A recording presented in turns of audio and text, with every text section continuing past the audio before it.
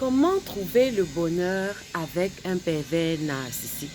Quels sont les axes qui permettront, quelles sont les dalles qui vont paver la route du bonheur de quelqu'un qui a eu à côtoyer ou qui côtoie encore un pervers narcissique? Si vous voulez connaître, si vous voulez savoir les réponses, restez scotchés et suivez cette vidéo jusqu'au bout. Toute victime ou toute proie du pervers narcissique qui se respecte a un jour eu à se poser cette question. Vais-je être heureuse moi ou heureux moi avec cette expérience-ci? Est-ce que c'est possible pour moi d'être heureux sur cette terre avec cette expérience-ci? C'est une question légitime.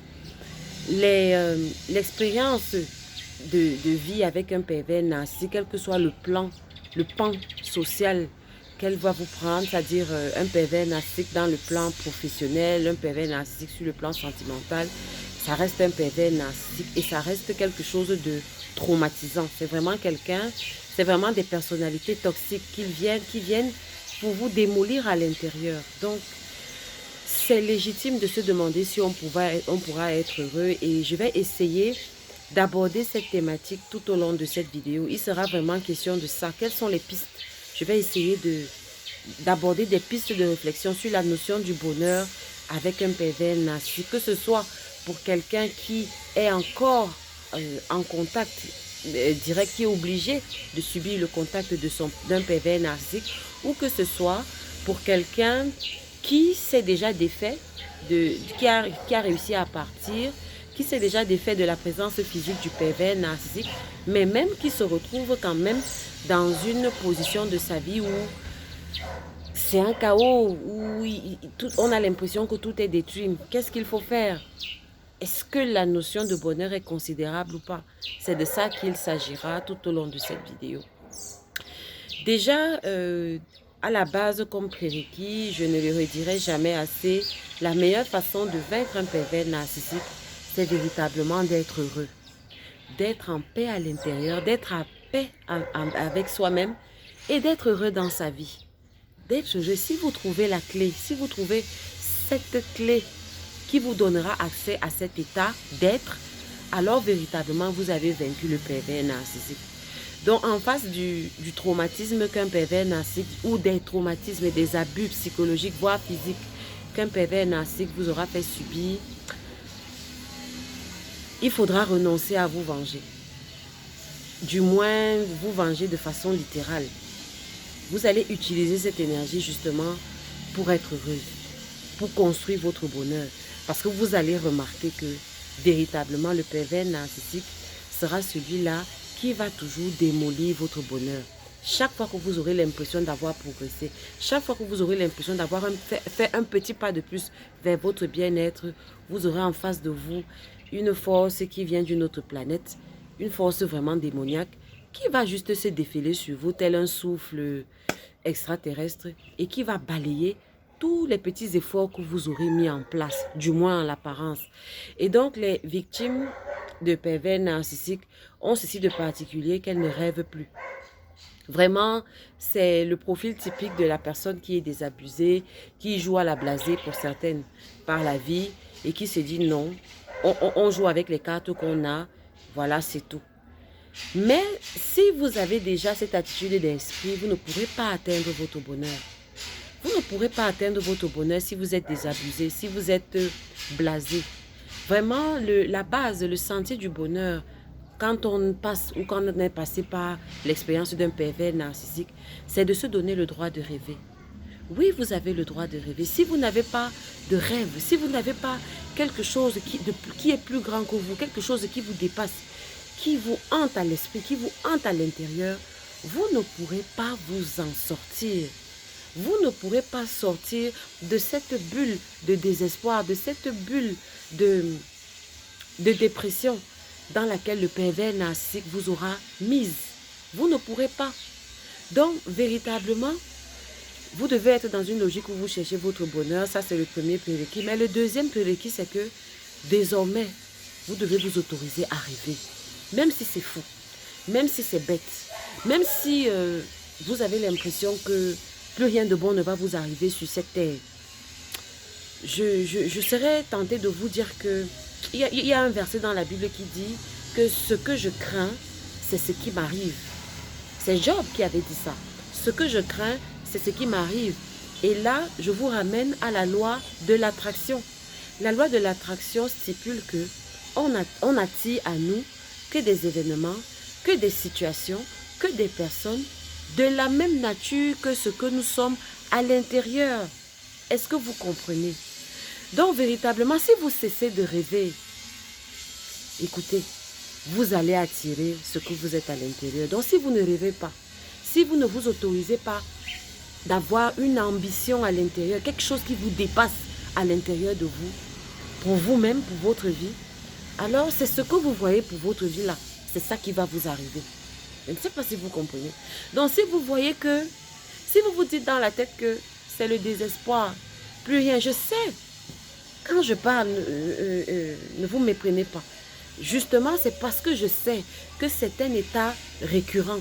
C'est une situation récurrente. Toute personne qui a vécu, qui est passée par l'expérience d'un pervers narcissique, forcément a vécu une bonne période de sa vie, ou continue même d'expérimenter ça. Des périodes où vous avez juste l'impression que le ciel est sombre.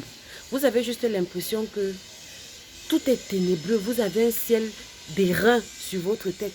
Et que l'avenir est noir. Et que plus rien de bon ne va vous arriver sur cette terre.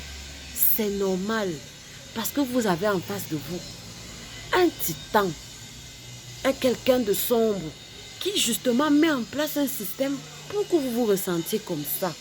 Donc, le fait de le ressentir, ce n'est pas ça le problème. Le problème, en fait, c'est ce que vous faites de ce ressenti. C'est ce que tu vas faire, mon frère, ma soeur, de cette sensation de désespoir, de détresse que tu as l'impression d'avoir dans ta vie avec ce pervers narcissique que tu as eu ou que tu continues de côtoyer. Qu'est-ce que tu fais de cette sensation de désespoir? Si tu te résignes, sache que la nature, les plus belles, la nature va respecter ton choix. Parce que, vous allez m'excuser, mais vraiment, je vous ai déjà dit au départ que mon obédience spirituelle est chrétienne. Donc, de temps en temps, souffrez du fait que je vous fasse des petites allusions à mon livre de base qui est la Bible.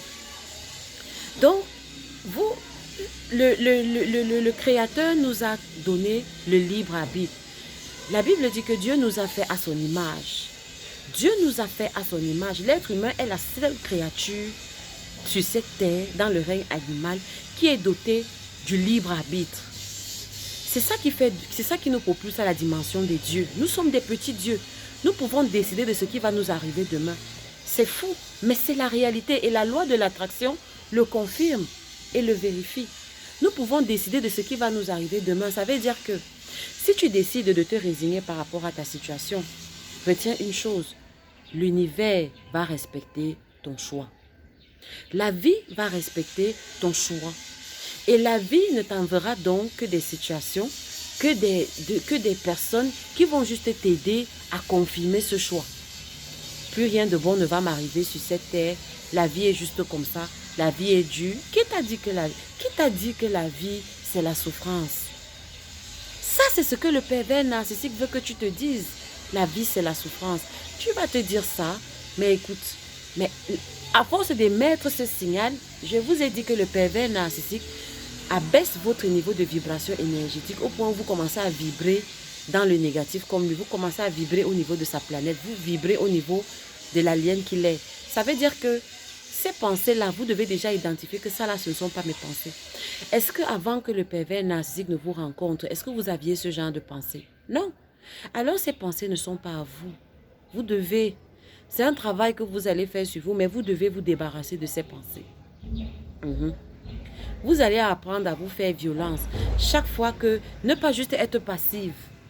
Il n'y a rien de beau sur cette terre qu'on obtient par la passivité. Il n'y a pas de phénomène passif qui aboutisse à quelque chose de fort et de précieux. Pour toute chose précieuse, il y aura toujours un petit effort. Dieu a dit, c'est à la sueur de ton front que tu mangeras désormais. C'est une loi. La sueur doit couler. Donc même sur le plan mental, vous allez devoir muscler votre mental. Vous exercez vos muscles psychiques à contrôler votre pensée. Parce que si vous ne le faites pas, votre pensée va vous contrôler et la vie se chargera juste de vous présenter la facture, de vous présenter en fait le résultat de vos pensées. Je vous ai dit dans une précédente vidéo que vous êtes le résultat des pensées que vous avez eues hier, des choix, tout ce que vous expérimentez aujourd'hui là. C'est à 90% le résultat des pensées que vous avez eues il y a 5 ans, des choix que vous avez et des actes que vous avez posés il y a 5 ans. Vous comprenez? Ça veut dire que si vous voulez expérimenter quelque chose de différent, vous devez commencer à jouer sur vos pensées. Donc, autorisez-vous à vous créer des pensées différentes. C'est pour cela que, pour moi, j'estime que le coaching est fondamental. Vous ne pouvez pas, le coaching est fondamental, appelez-le comme vous voulez, mais c'est du coaching en fait, c'est-à-dire changer ses pensées. Ça veut dire que vous allez vous renouveler, vous allez vous connecter à des personnes qui pensent différemment pour vous aider à soigner vos pensées. Donc, le coaching est important. Et vous allez vous mettre dans ce processus-là. C'est un processus conscient. Chaque fois que vous allez identifier ces pensées négatives, vous devez apprendre à les traiter. À reconnaître que cette pensée-ci ne vient pas de moi. Et je ne reste pas dessus. Il y a une pensée, il y a un proverbe qui dit qu'on ne peut pas empêcher un oiseau de déféquer sur notre tête. Ça, c'est assez difficile. Mais on peut empêcher un oiseau de faire son nid sur notre tête. Vous comprenez? Donc, ça peut arriver. C'est normal que vous ressentiez des pensées négatives. C'est normal que vous vous sentiez dans la dépression. Mais n'y restez pas. Ça, par contre, c'est pas bon pour vous. Je le dis juste. Hein. Vous êtes libre. Et comme je l'ai dit tantôt, c'est pas quelqu'un d'autre qui viendra faire ça pour vous. Il n'y a personne sur cette terre qui va se lever mieux que vous-même pour défendre vos intérêts, pour vous réaliser dans votre vie. Tout simplement parce que chacun d'entre nous a ses défis. La personne, même si c'est votre meilleure amie, même si c'est votre soeur jumelle, elle aussi, elle a ses défis, ses challenges dans sa vie à elle. Donc, forcément que, à un moment donné, on se retrouve toujours plus ou moins seul face à la charge, face à son destin en fait. Donc, vous devez intégrer ça, vous devez tenir compte de cela. Donc, pensez-y. Ne laissez pas les pensées de dépression faire leur nid sur votre tête. Dégagez ces pensées de réflexion. Et comme j'ai dit, on change un système par un autre système. Il faut remplacer. Si vous avez des pensées négatives, vous devez vous mettre dans un processus conscient où vous allez remplacer ces pensées-là. C'est comme ça. Vous devez juste vous mettre dans un processus conscient de remplacement de ces pensées par d'autres types de pensées. Voilà. Et je vais finir en vous prenant un dernier exemple. Je vais m'adresser aux parents ou bien aux futurs parents que vous serez. Imaginez que vous prenez sur vous d'inscrire votre enfant dans une école prestigieuse qui coûte cher, qui coûte hyper cher. Une école d'élite. Et votre enfant rentre chaque soir et vous dit que le prof le délaisse. Le prof ne lui donne pas des devoirs, ne lui donne pas des exercices. Puis même le prof passe le temps à le critiquer, à le dévaluer. Alors, en bon parent que vous êtes, vous allez d'abord chercher à savoir quel est le problème. Donc, vous allez vous rapprocher du professeur. Imaginez donc que vous allez voir le professeur et le professeur vous dise que vraiment, madame, il n'y a rien à faire pour votre enfant ou monsieur, il n'y a rien à faire pour votre enfant. Votre enfant n'est pas très intelligent et il n'a pas sa place ici. En fait, votre enfant, il est un peu idiot. Je prends un cas un peu extrême. Imaginez ça. Quelle est l'attitude que vous auriez en tant que bon parent? Je vois déjà les réactions fusées de plusieurs parts. Certaines personnes vont s'en prendre au professeur, certaines personnes vont saisir la direction, la direction de l'établissement scolaire. Oui, mais après que vous ayez fait ça, tout bon parent qui se respecte va essayer de vérifier, de battre le professeur sur ses propres mots. En d'autres termes, moi, en tout cas, moi, c'est ce que je ferais. Si je me rends compte, surtout si c'est avéré que mon enfant ne brille pas par ses notes, alors je vais m'asseoir, je vais comprendre quel est le problème de mon enfant. Je vais essayer d'identifier ses points faibles. Je vais même au besoin même lui prendre un répétiteur qui va lui faire des répétitions sur les matières pour lesquelles il a des problèmes en extra. Et je vais m'assurer que mon enfant ait des notes meilleures et que le professeur change d'avis sur lui. Vrai ou pas? Si vous êtes d'accord avec ce que je viens de dire, pourquoi vous abandonnez votre enfant? Si je reviens à l'exemple que je viens de donner, Si après ça, après que le professeur vous ait dit que votre enfant est idiot, il est bête, il n'y a rien à faire pour lui, est-ce que vous trouverez normal qu'un parent dise que, waouh, vraiment, mon enfant, si vraiment, je vois vraiment qu'il est bête, je vois vraiment qu'il n'y a rien à faire pour lui. Ouais, je ne sais pas pourquoi j'ai eu cet enfant-ci. Je vais alors faire comment? Vous feriez ça? Non, pourquoi? Parce que c'est votre enfant, parce que c'est votre devoir, c'est votre responsabilité. Parce que vous aimez votre enfant, alors vous allez vous battre pour votre enfant jusqu'au bout. Alors vous allez vous donner les moyens pour amener votre enfant d'un niveau N- à un niveau N+. Vrai ou pas? Mais pourquoi vous n'appliquez pas la même chose avec vous? Pourquoi tu décides de t'abandonner? Pourquoi tu décides de dire au professeur qui est au PN que tu as raison? Cet enfant est bête. Cet enfant est idiot. Plus rien de bon ne sortira de la vie de cet enfant-ci. Cet enfant est malade. Cet enfant est ma boule. Rien de bon ne va arriver à cet enfant. Donc vraiment, ouais, la vie est dure. La vie est compliquée. Je vais faire comment? C'est ce que vous feriez avec votre enfant. Mais pourquoi vous faites ça avec vous-même? Posez-vous la question. Pourquoi tu fais ça avec ta vie, avec ton être intérieur? Si le professeur de classe qui est le pervers narcissique te dit par ses gestes, par ses paroles, par les actes qu'il procède, qu'il pose en ton égard, que ta vie n'a pas de valeur, que tu es sans prix, que rien de bon ne va t'arriver dans la vie, pourquoi tu te comportes comme si tu veux lui donner raison? Pourquoi tu ne te bats pas pour toi-même comme tu te battrais pour ton enfant? Pourquoi tu ne te bats pas pour t'améliorer à l'intérieur, pour travailler sur toi-même, pour battre le pervers narcissique, au moins pour lui montrer qu'il avait tort?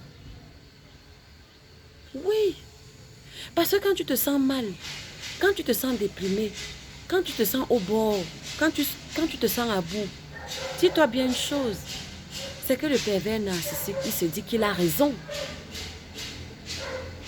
Tu veux lui laisser ça? Tu veux lui donner le luxe de penser qu'il a raison? Non, mon frère, ma soeur. Non. Non. Réveille-toi. Et bats-toi pour ton bonheur. Personne d'autre ne fera ça pour toi. Bats-toi pour ton bonheur. Travaille. Décide-toi à te lever pour ta vie. On n'en a qu'une. Hein? On n'en a qu'une. Décide-toi de te lever pour ta vie. Décide-toi de te battre et de prouver au pervers narcissique que tu as de la valeur. Ça, par contre, je te permets. Ça, c'est permis dans le jeu. Je vais te prouver que j'ai de la valeur en travaillant sur moi, en devenant la meilleure version de moi-même et en étant heureuse, en étant épanouie. Si vous avez compris ça, c'est que vous avez la base. Dans une autre vidéo, je vous dirai sur le plan pratique comment mettre ça en œuvre. Parce que véritablement, c'est ça. Si vous parvenez à être heureuse, je vous assure, vous aurez vaincu le pervers narcissique. Je suis Marie-Evo Diakono. On se retrouve pour une prochaine vidéo. Que Dieu vous bénisse. Ciao.